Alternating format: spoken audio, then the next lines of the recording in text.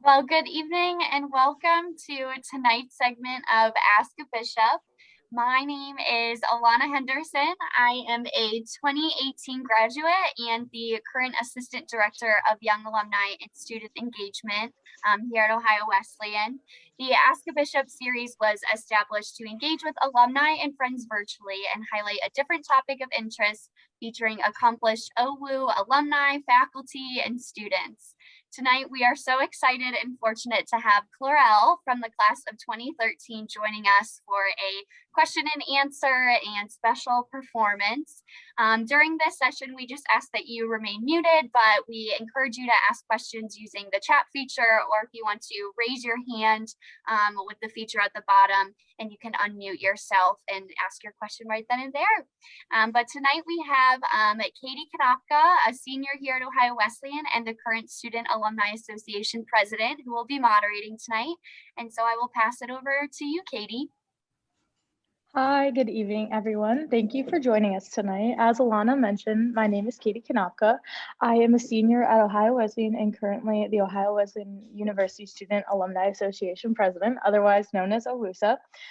We are so honored and excited to have Clerel join us for an Ask a Bishop and getting into the music.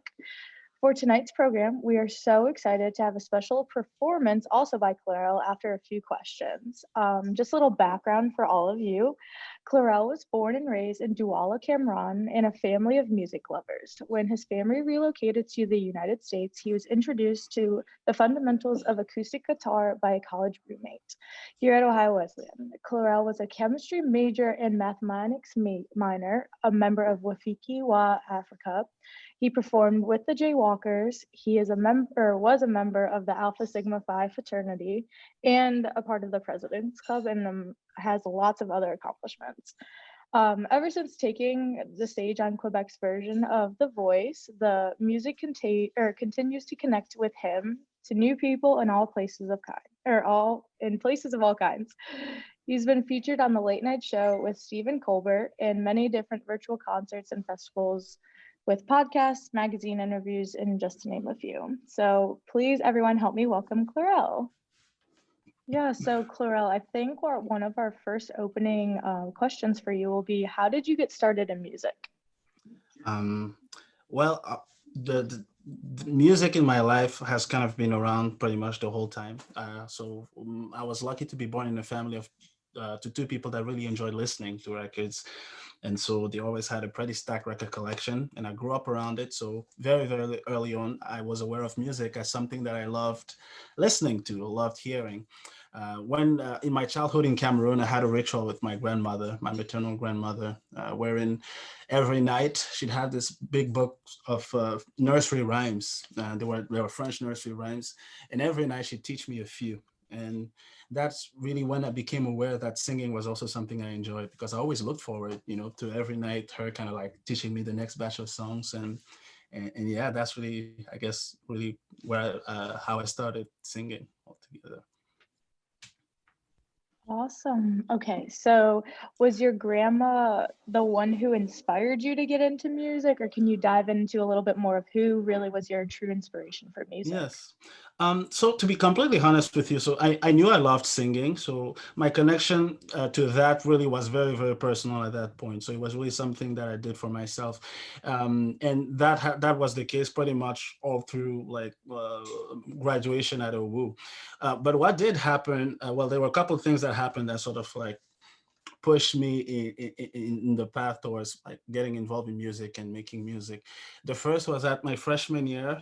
I had a roommate. His name is Andrew Tucho, and he had an acoustic guitar, as I'm sure a lot of us, a lot of people do in college. And at that point, musical instruments to me, especially stringed ones that weren't like the piano, where you can't really know, there aren't any visual markers for you to know what you're doing or where you're putting your hands. I remember telling him, man, like I'm watching you play, he would be playing Sweet Home Alabama and things like that. And I'd be watching him play and telling him, man, like, I don't know how you do this. This feels like magic to me. Like this is pure sorcery. And he basically said, you know what, I can actually show like you a couple of chords. It's really not as hard as you think. And since, like I said earlier, I grew up listening to a lot of different music. So at that point, there were so many songs that I love listening to, that I love singing along with. Um, being able to play a little guitar, just a couple chords, that was just what I needed in terms of motivation to kind of like teach myself some of the songs that I knew already, some of all those beautiful songs that I love listening to. So that was like the first thing, me kind of like getting acquainted with the acoustic guitar. And the second thing was, as I'm sure, I mean, most of you must be like, that OWU has, I hope they still have them, mission trips in the spring break. And in my junior year, I participated in one that was going to Memphis. And I very fondly remember that trip for a lot of reasons. But one of the big things that happened to me there was that we visited the Stax Volt Museum.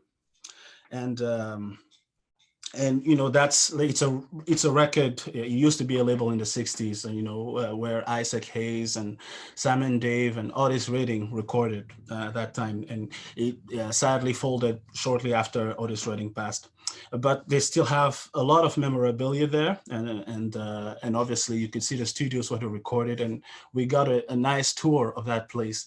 And I just remember, like listening to the music, and then after the trip, going home and just like going to look up all the Stax of Holt kind of recordings, like that was really my introduction to, soul music as a genre, more specifically. And that was really when, having discovered that music and delving a little further into it for the first time, I kind of saw a musical universe where I could sort of like see myself as a songwriter and as a singer, where I actually enjoyed that. I felt a real connection to the lyrics and also to the music itself, the way it was played, the way it was arranged, and yeah, I think that's really how I kind of like I started being interested in writing songs and playing, and just learning more about that whole that genre, and everything that kind of touches to that, which is really most things. I think a lot of music today just essentially comes from that. So with you mentioned jazz as like kind of like your starting up of listening to music and performing and all that kind of stuff. Was jazz the first music that you kind of dove deeper into, or did you like to research and go more into other different types of genres? So yeah, I mean, I think maybe, I don't know if there's some actual musicians in here. Jazz is something that I'm very, very, very, barely cognizant about in terms of genre or appreciation. I'm an amateur, but specifically soul music in particular, I had been listening to growing up. Like I think most of us have heard something like Sitting on the Dock of the Bay, those kinds of songs, What's Going On, Marvin Gaye, that kind of thing. So I must have heard them, that music around me. I really loved, I loved Queen growing up. That was like one of my favorite bands. Obviously, the Michael Jackson, George Michael, really anything that you can consider pop, I really loved, and that's why I always had a fondness for like the music from the 70s and the 80s, regardless. So I had more than a passing interest in music in general, in those genres, the more popular ones. But I guess when I heard soul, and maybe because also I was, it was my junior year, third year of college, I think you're a little different than like your second year of college. You're a little different than your first year than before. And, you're older, you're thinking about different things now, you're projecting yourself in different spaces. Maybe you're thinking more about like the things that you like and the things you don't like. And I guess, yeah, there was something about that. And also I think maybe it might have been related to, the topic of the mission trip that we had gone on. It was in Memphis, and this was in 2012, I think.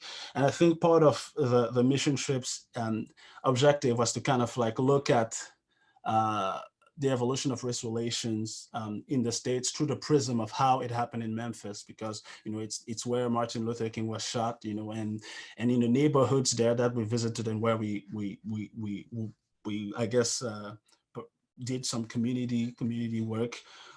You could still see very much the remnants of, well, really the continuation of that divide and that tension. And so because of that, I'm from Cameroon, in Africa. And so that, that history in general is something that I am aware of, but, to be there and to see the people that it has affected, and to hear the stories from the people that live there, it really affected me, or touched me in a way that I don't think I would have been if it hadn't been that way, if I hadn't gone there as part of that trip. And so perhaps that's why by the time we went to the museum and like we listened to all that music, I was kind of more just already in a state of like, I was just open to I was in a state where I was learning and taking in a lot of new information. And so that music maybe was, yeah, it just hit me in a different way. Awesome. Well, I just wanted to remind everybody that if you guys do have any questions, just pop them in the chat and I can read them out loud for you or whatever you guys want. And then as we're waiting for any more questions from the audience, I'll just ask, what was my question for you, Clerel, is, so this was like kind of like a new hobby you picked up, sort of say. What was the most frustrating like part of this? Like, did you want to like smash your like guitar, or like did you want to like give up, or like how did you become so passionate about it, and like what made you not want to just like throw it out the window kind of thing? I think it's more stubbornness than passion. I think one thing that probably helped was that I had sung all my life, you know, and singing is something that I like doing it. You know, it's something that has always brought me joy and peace and calm. And so I was learning to play to accompany myself while I was singing, you know, so really I could really mostly focus on playing. And so because of that, I guess that, like I said, it kind of like gave me that extra bit of motivation to kind of stay at it. Because as you say, it's very true. Like as you're learning, I mean, I think that's probably true of learning almost anything. There are points where it's just, you know, you're super frustrated because there's the one thing that everybody seems to be doing super easily that you cannot figure out how to do correctly. And you try and it takes time. And I guess that's why, I mean, probably playing an instrument is probably a school in itself because of that, right? Because it teaches you the value of like, just like sticking with something, you know. It's not because, I mean, I wasn't playing an hour a day, you know, like I didn't have, as a chemistry major, you don't, you know, but you know, coming back to the dorm from lab, you know, I'd sit down, try and mess around for like 10, 15, 20 minutes. And it wasn't, you know, I was never telling myself, oh, I'm going to learn how to play the guitar. It was more like I probably had a song in mind that I wanted to learn how to play. And I would just try and figure the chords out. Yeah. Awesome. Okay, so we did have a message from Patty Newby and Patrick. Oh, we're getting more. Okay, so let's do Patty's first. It says, what inspires you the most in your songwriting? Good question. That is a great question. You know, I've gotten asked that frequently, and you know, life, I think, is it's the simplest answer I can think of. You know, things that happen to you. I think if you're like, I think an artist is first of all just a person, you know, that goes through experiences, you know, like maybe you love certain things or you hate certain things and you kind of like curious about certain things and you're surprised or you're mad or you're astonished, you know, it starts with an emotion usually. And in my case, that's usually what I will draw from. So usually it'll start with like maybe a melody idea or something that suggests a certain feeling. You know, usually even when I hear music, you know, that on the radio or wherever, to me it always has like, there's always like an emotion color, if you see what I mean. Like it always seems to suggest something. Maybe it's sad and maybe it's a little happy, maybe it's kind of scary. And I think everybody kind of perceives that differently. But because of that, you know, even when I have sort of like new ideas, I usually kind of like feel them a certain way. And that emotion that I perceive from the music will kind of like lead me to write, you know, like some lyrics that I feel may help bring that emotion out. All right, thank you. Patrick Tane's question was, did you take any music courses at Ohio Wesleyan? I did take a music appreciation course with Miss Nancy Gamso, or Professor Gamso. I don't know if if she still teaches at owu. I really loved that class. I took it. It was I think in my senior year, and it was very much, you know, one of those classes that you take because you need to, you know, you need it, you know, like and I just really liked it. You know, it was such a great introduction just to the history, I guess, if you will, the recorded history of music and just being taken through the different phases. And I mean, I guess that's not a music course. I don't know if I guess it counts as like what you might think of in a music course, but I remember walking away from that class with renewed appreciation, not just of like, different music styles, but also of like the ways, the vocabulary, I guess, compositional vocabulary, because it was alluded to in a very general way, since it wasn't very like a very technical course. Oh, actually, I just remembered. I guess, I don't know. I think it's a class, but I was also in choir for a couple of years. I think my first 2 years, I was in choir with Dr. Heaster. I also don't know if he's still the choir director, but that was also a great time, and it was, eventually I decided to stop it because I guess I had to. Yes, he was a great mentor, and I mean, I say this not even because I did know some people that were music majors, and I do know like about the kind of spirit of community he fostered in not only in the choir but in the different singing groups, because I think there's also a chamber choir. So I also, and I think actually choir also probably was great training in a way for me, because in choir, like there's a lot of accent on like how you do certain things and the physicality of it, putting out your chest, or like, a certain way to stand and so on. So that was also very, very, I guess, useful, if you will. All right, the next question. Katie, I'm gonna do yours after, but I'm gonna do Caroline's first, so then we can watch a little snippet of Clerel's performance on the Stephen Colbert's show. So before we get to that, Caroline asks, what good fortune led you to your appearance with Stephen? That's a great question, and it is absolutely good fortune. So I received an email in October, and it was from an email that was at cbs.com. At this point, I've been living in Canada for several years, so when I see CBS, my mind no longer immediately goes to anything American, just because why? And so I looked at the email itself, and it said, would just like to find out if there's any management contact for Mr. Clerel. And I replied to them, and at the time I did not have management. And some time went by. I think at least this was actually not in October. Sorry, this was in September, because this was about a month before when we did the actual show. And a couple of weeks before we were due to do it, that same email messaged me, and they explained that they worked on the production team for the Late Show, and that they had been looking to have me participate in their Play at Home series, an online performance series that they run in conjunction with the show. And obviously, I was stunned, and I was completely dumbfounded as to how they would even have found out about me and everything. So we recorded the show, and we sent it to them, and it went online, and they seemed to be happy. And then sometime after, I emailed them and asked them, I just have to know, how did you hear about me? And they simply said that a friend of theirs apparently liked my music, and I recommended it to them, since they knew that they worked in that production team. And that's really how it happened. So I guess, yeah, if like that, the value of like sharing your friend, like any artist that you love, like their work is, immensely powerful. You never know where it goes. Awesome. Well, with that introduction, I'm going to share my screen, and I'm going to put on this little snippet from CBS.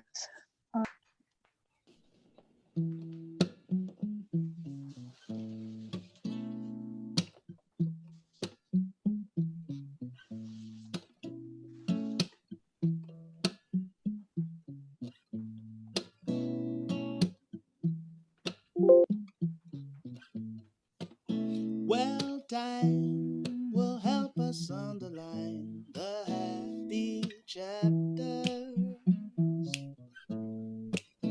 Now I can't help but see the line you're ever after. No, I've no desire to carry on all by my lonesome. I'm just a black stone on the road when all is said and done. That's the way it goes. Oh, but what about the way you held my hands? The way our fingers seem to lock so perfectly. The way I felt at ease in your silence. Don't tell me all the dreamy nights were just a dream. Now I think about it, we could have been so much more. Whoa, that's the way that she goes down. That's the way that she drives. And it could be so easy. It could be so easy. It could be so easy to let me be the one to change it all. Well, time will help us cauterize the open wounds. Sometimes it's walking through the fire that lends you the moon. Hey. No, I've no desire to carry on all by my lonesome. I'm just a black stone on the road when all is said and done. That's the way it goes. Oh, but what about the way you held my hand? The way our fingers seem to lock so perfectly. The way I felt at ease in your silence. Don't tell me all the dreamy nights were just a dream. Now I think about it, we could have been so much more. Whoa, that's the way that she goes down. That's the way that she drives. And it could be so easy. It could be so easy. It could be so easy. He could be so easy. Yeah. It could be so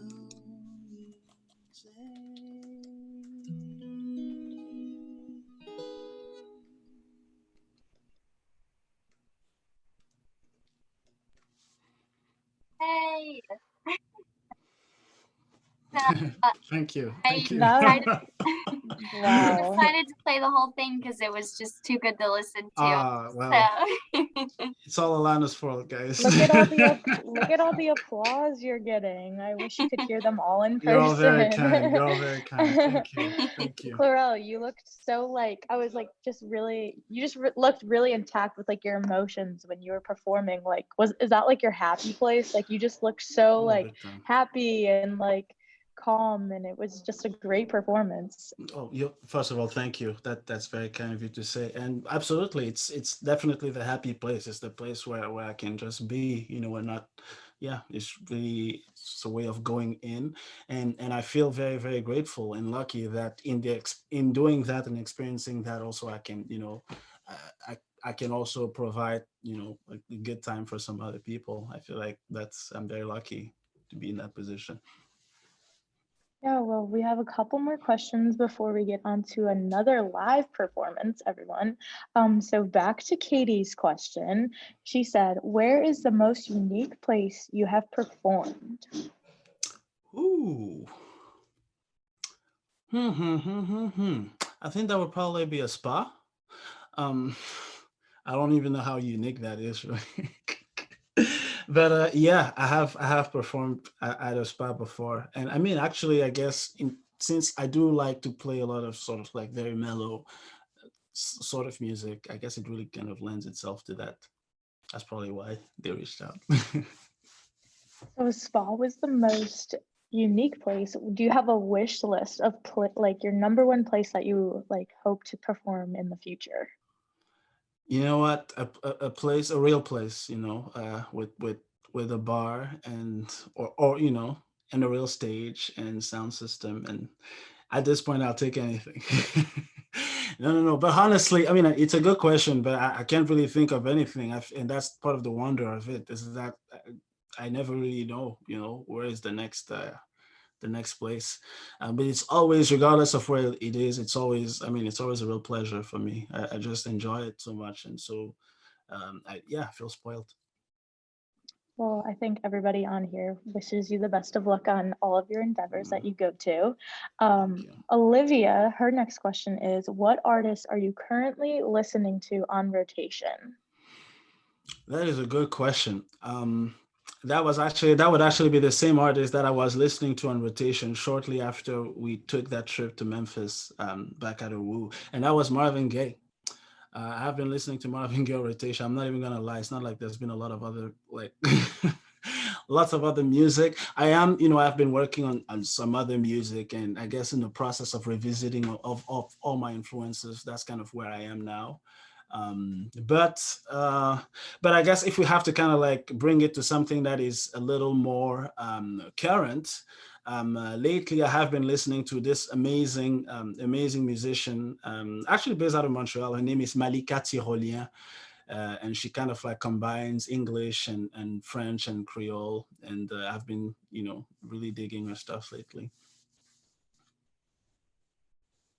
Awesome. All right. So Jim's question for you was, any advice for young aspiring musicians on making it in the music industry? I think the very, very, very first thing you should do before anything else is figure out what that means to you, like really. And I think depending on what it means to you, you're probably going to see that you'll have to do perhaps different things.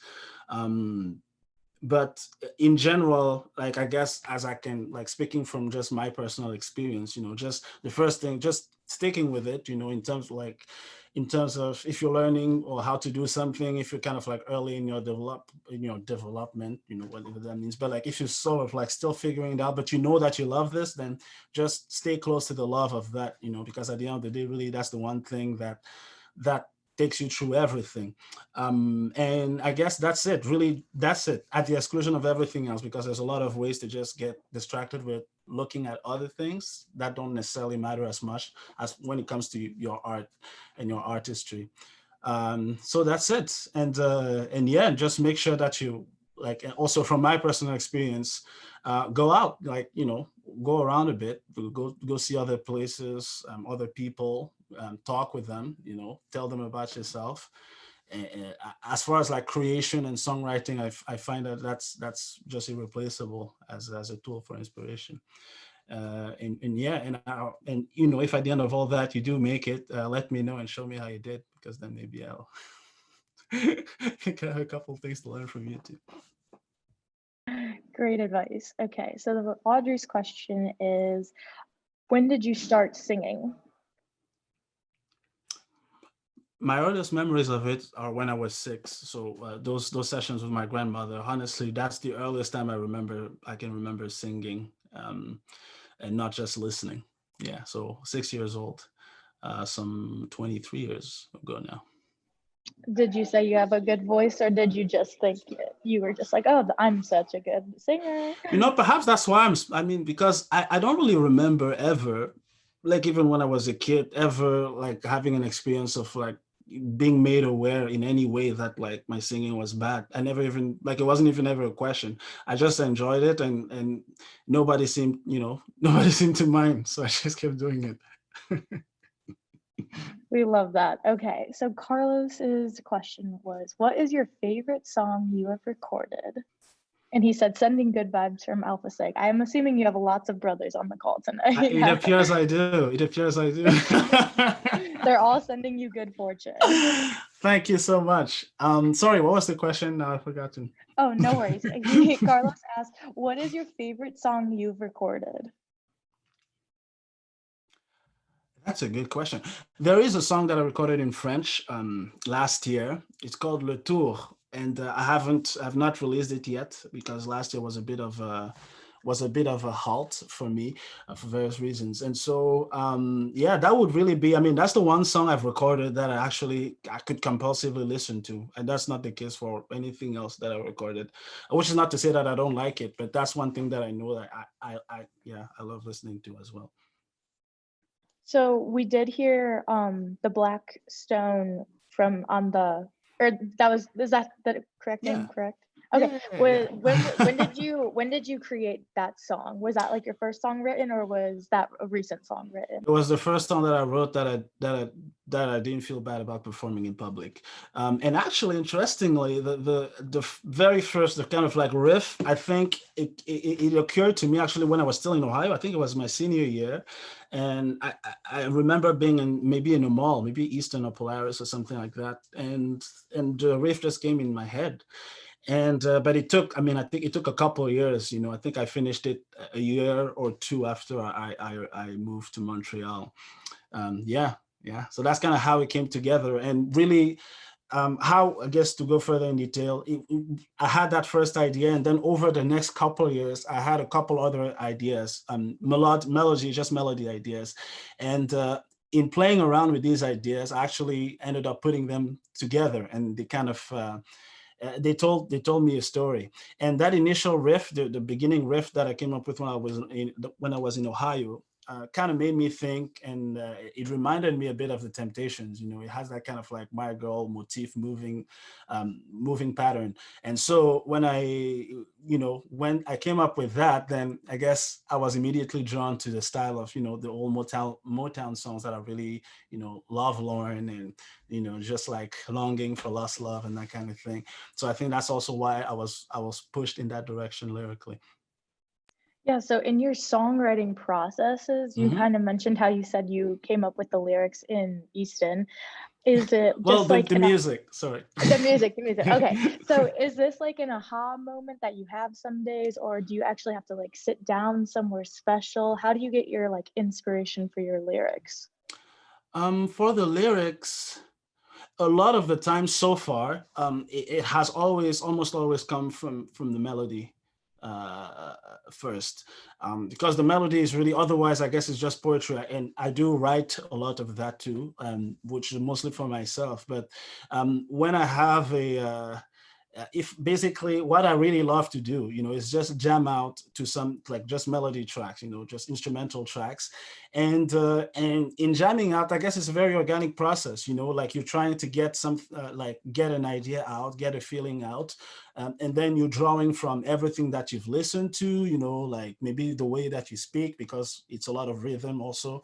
And you just try and listen for the things that you find interesting. You listen for the things that make you go, "Ooh, I like that," and then that's something, I guess, that I do. Yes, that's something that I try and sit frequently to do, just like make myself like sit down and just go through that process, regardless of if I have an idea right away or not. But then, of course, like also it does happen that like I'm just somewhere and doing any whatever, and then something will just come in my head, and then I'll just grab my phone and just record the note just to have it, because I'm an extremely forgetful person. And yeah, that's it. And then listen back later and see. It's a lot of like mixing and matching like that Yeah, for so me. so the time is 8:05 right now, and I have like two more question or one more question, and then we'll get to Dr. Scott's question. So, what is something surprising to you about the music industry? Hmm. Well, what I'm learning so far is how much a lot in it has to do with, and I don't mean this in a negative way at all, but like the weight of appearances, like just how much that can matter. And I guess what, like, I'm talking about the industry in certain places, but usually in the most kind of like recognizable places, because those are the most promoted aspects usually. But sometimes it can be very, very um, it can be very just appearance based, and like that's just what I'm learning from my experience so far. But on the other side also, what is actually today, like what I'm also like being regularly surprised by, is just like we're just living in such a transformative time for just the music industry as a whole, and there's never been this many voices, like saying this many different things coming from all these many different places, because by and large the barriers, or the sort of like the methods and mechanisms for segregation in terms of like just keeping certain kinds and groups of people or ideas or like, mentalities in a certain place, all of that is slowly breaking down. And more people are coming up with amazing, amazing music that blends all kinds of different genres, which to me is particularly exciting because, like I said, I grew up in Cameroon. Cameroonian music, African music in general, is a big, big part of like the music that I've listened to, that I like. And yeah, and just to see that like genre in general is just becoming such an abstract concept. I find it's exciting. It's a good surprise. So transitioning with that, Dr. Gallagher's question was, can you compare and contrast the music scene in Montreal to Nashville and Memphis compared to LA and New York? That's a professor's question. All right. Gee, man, like I've honestly only experienced the music industry in Montreal, so I could tell you what my experience with that has been.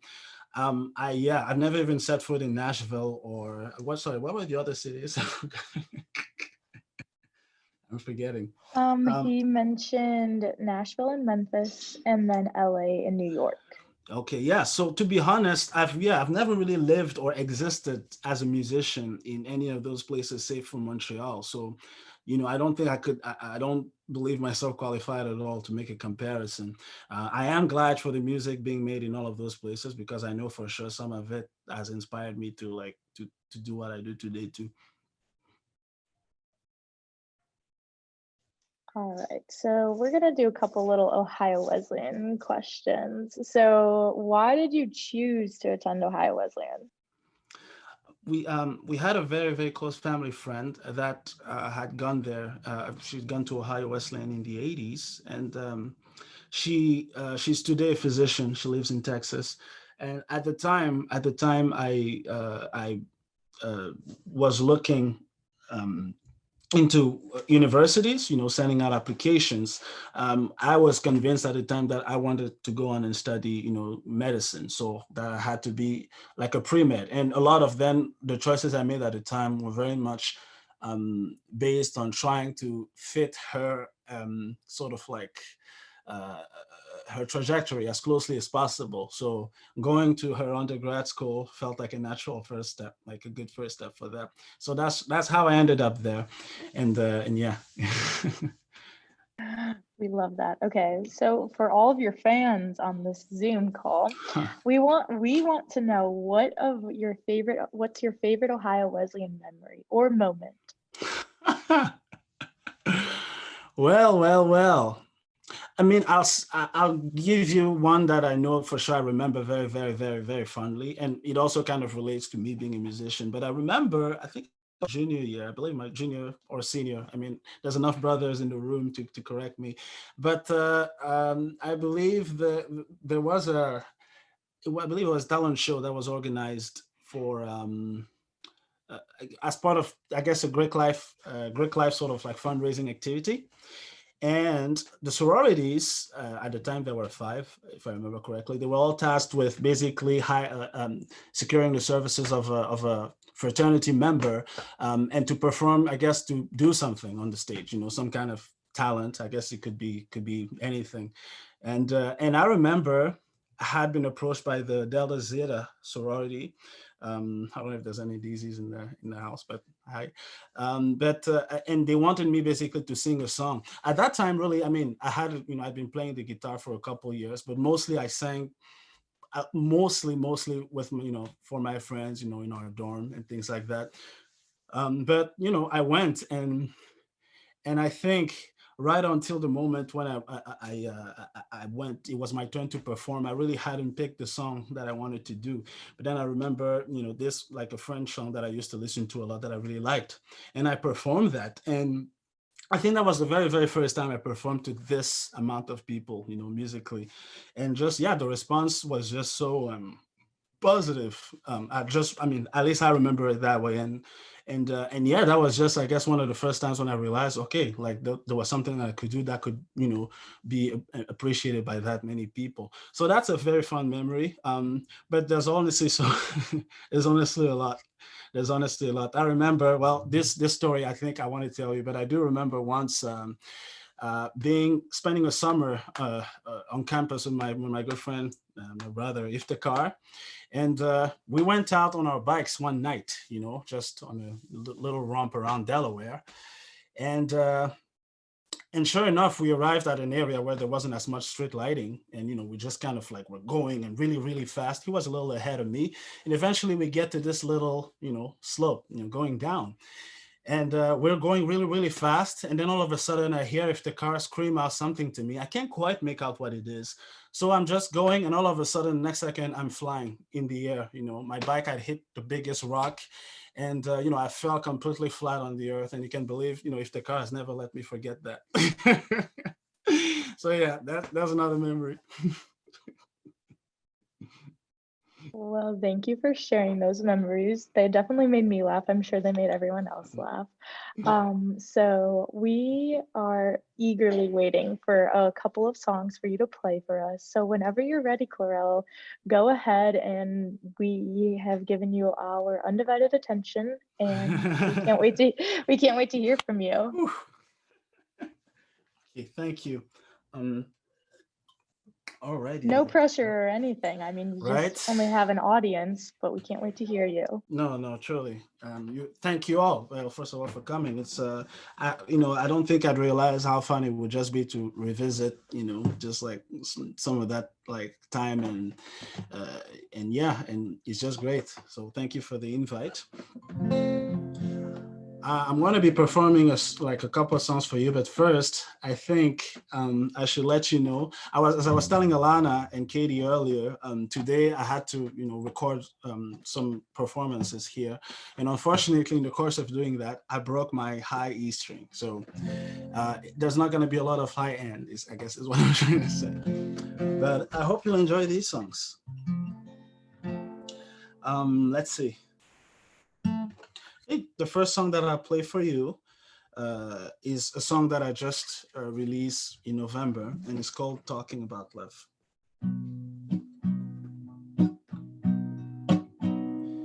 Before I go in further, can you tell me if you can hear me? Like, can you hear the guitar and the vocals? Yep, we can hear you. You sound perfect. Oh, you're very kind. Thank you. Okay.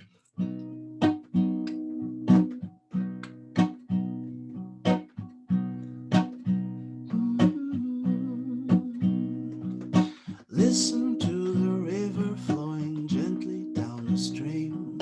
Listen to the rhythm in your every heartbeat. It's a love. I'm talking about love. Feel the rays of sunshine bearing down upon your face, and how they always seem to fall exactly into place. That's love. It's gotta be love. It's love that we've all been waiting for so long. It's love that we've all been waiting for so long. Listen to your children and the silly games they play. You'll miss them as they keep on growing taller every day. That's love. I'm talking about love. See the blooming valentines roving hand in hand, driven by a power only they could understand. That's love. It's gotta be love. It's love that we've all been waiting for so long. It's love that we've all been waiting for so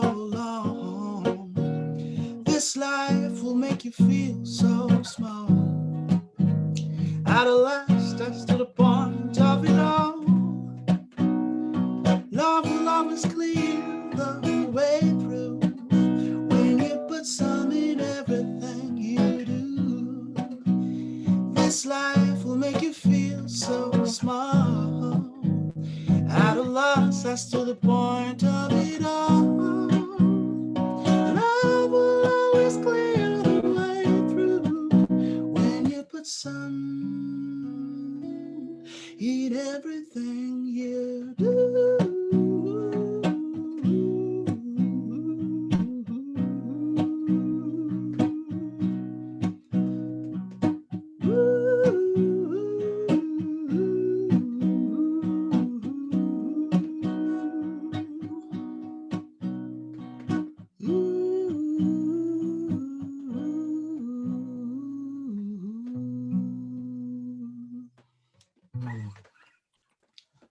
Unmuting the clap.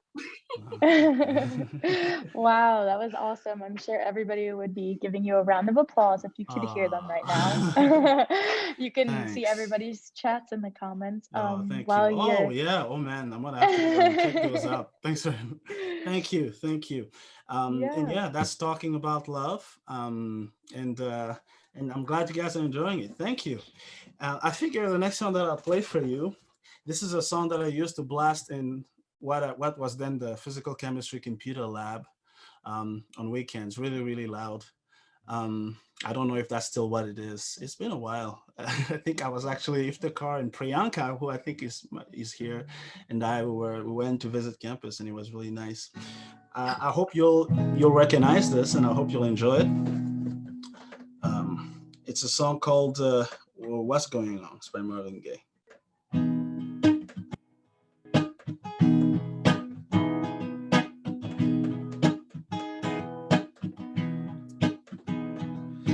Mother, mother, there's too many of you crying. Brother, brother, brother, there's far too many of you dying.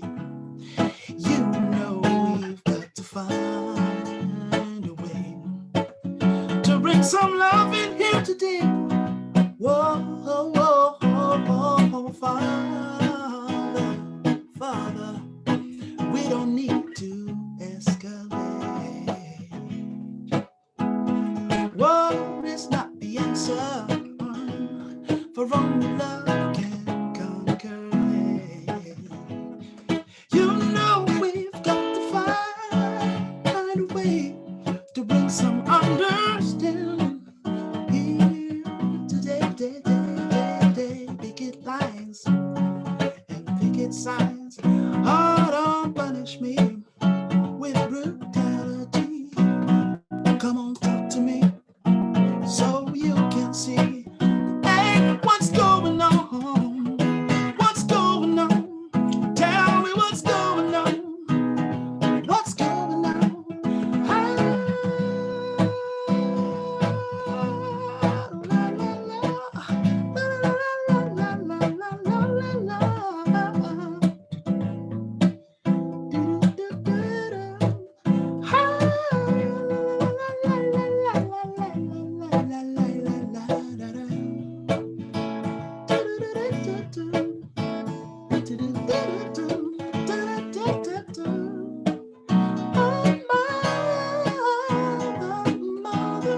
Everybody thinks that we wrong. Oh, but who are they to judge us? Just because our hair is long. Honey, you know we've got to find a way to bring some understanding here today. Oh, picket lines, picket signs. Oh, don't punish me with brutality. Come on, talk to me, honey, so you can see. Hey, what's going on? What's going on? Tell me what's going on.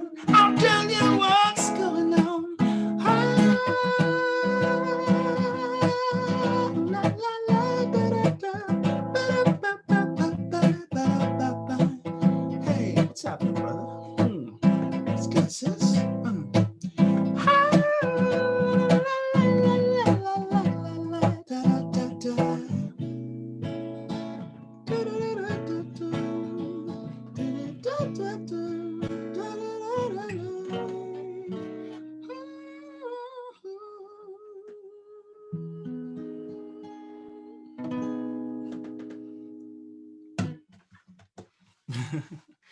Thank you. You're very kind. It's been a while since I last played this, but I'm glad you guys enjoy it. Thank you so much, really. Thank you for that. Well, Clerel, do you have one more in you, or should we? You know what? If you're asking, All right, let's give one more to the just for you, audience. Katie, just for you. Thank you so Oh, much. thank you so much. And yeah, and thanks, to the alumni office for inviting me here. It's quite honestly never when I graduated, I think it was May 12th, 2013, did I imagine this that I one day would return to campus like this, but I'm grateful. Thank you so much. Well, okay. Let's see. Okay, I know what I'm gonna play. I'm gonna play for you a song called it's called Lonely Dance, and it's off my first EP, which is the same EP that Blackstone is on. I hope you guys enjoy it. Oh, and first of all, hello, Anne, and I just want to answer that question before I go into the last song. But you can find, I mean, I've been saying this for a few years now, and so far it has been true. But the reality is that there aren't many Clerels in North America right now. So if you Google Clerel, or you Yahoo it, or you look it up wherever, you're very, very, very, very likely to come across, something either like my website, my social media pages, Facebook, Instagram, Spotify, YouTube. So whichever whichever of those mediums works best for you. You can also order physical CDs on my Bandcamp. I mostly made them as a memento, so if you like one of those, you can just go to my Bandcamp page at clerel.bandcamp.com. But also, I know Alana did include she has all the link trees and everything. But this next song, to kind of go back to the fun part, this next song is called Lonely Dance. And actually, this was one of the few songs, well, not the few, but one of the songs that I wrote that was heavily influenced by the music that I grew up listening to, which included high life. It's a style of music from Western Africa. And yeah, it's, I guess the chord progressions could be described as happy, although a lot of the times, what's being sung is really sad. But this is kind of like the where I got my inspiration and my start for this song. I hope you enjoy it.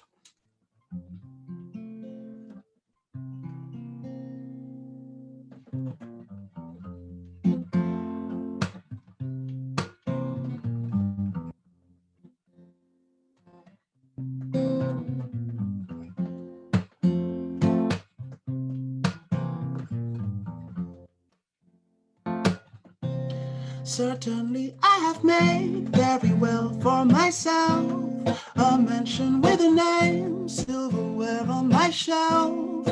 How could it replace loving somebody else? Don't wanna do the lonely dance tonight. I used to think of love as a waste of my time. I sought to rise above, chasing riches and dimes. That was all before entered my life. Don't let me do the lonely dance tonight. Don't wanna do the lonely dance tonight. Don't wanna do the lonely dance tonight. Don't wanna do the lonely dance tonight. Don't wanna do the lonely dance tonight. It's not enough to burn, and I am quite aware that you must feel concerned with the way that I stare. I've got the will to learn, got a lifetime to spare. Don't let me do the lonely dance tonight. I'm just another fool at the end of the day. And if ever you look past the odd in my ways, you'll find your heart so full, you'll be the one to say, don't let me do the lonely dance tonight.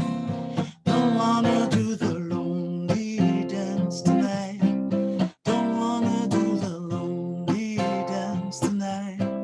Don't wanna do the lonely dance tonight.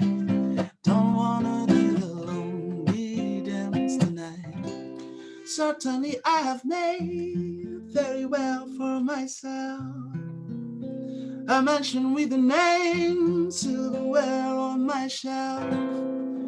How could it replace loving somebody else? Don't wanna do the lonely dance tonight. Don't wanna do the lonely dance tonight. Don't wanna do the lonely dance tonight. Don't wanna do the lonely dance tonight. Don't wanna do the lonely dance tonight. Don't wanna do the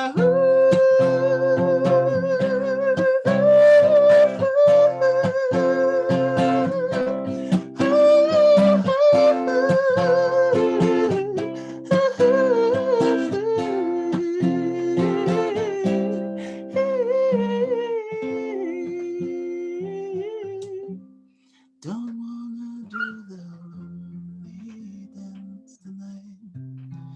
Don't wanna do the lonely dance tonight. Don't wanna do the lonely dance tonight. Don't wanna do the lonely dance tonight.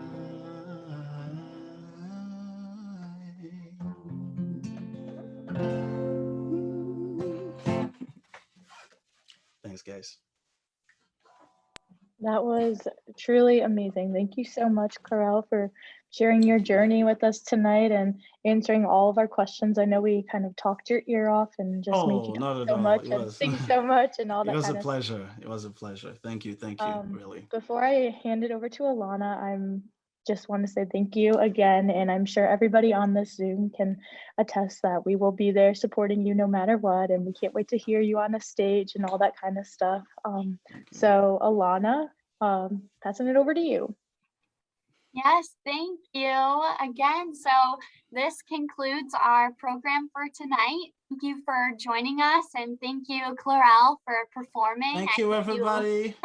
Thank I you, hope Zach and you- Katie and Audrey and Pat and Caroline and Sally and Ed and Guani and Zach and Joe and Olivia and Dr. Scott Gallagher, MD, and Patty and Joe and James and Daryl. Hello, Daryl. Oh man, long time. Yeah. But really, thank each and every one of you for coming. Really, I really appreciate it, and it's a real pleasure. And who knows? Looking forward to when I can actually see each other in person. Yes, I hope you remember Little Ohio Wesleyan on your Yeah, world well. tour. So thank you for joining us. Your feedback is important to us, and so tomorrow we will send a survey out along with other upcoming events and opportunities. So we encourage you to share all your thoughts with us and to stay connected. But hope to see you again virtually soon. So have a good night. Thank you. Thank you. Thanks, everybody. Have a wonderful night. Bye-bye.